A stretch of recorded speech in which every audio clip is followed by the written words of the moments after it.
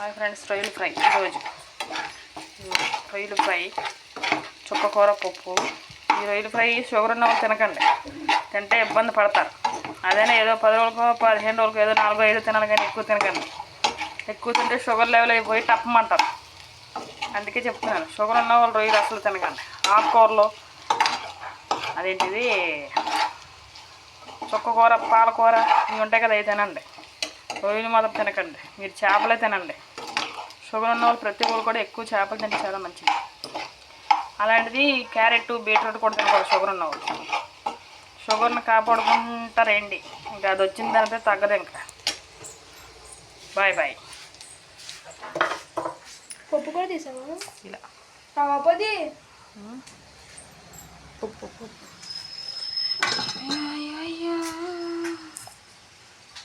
వచ్చింది. Sport on చేసింది కదా, ఫోన్ చూసి ఎలాగంటుందో డింగ్ డింగ్ అంటుంది.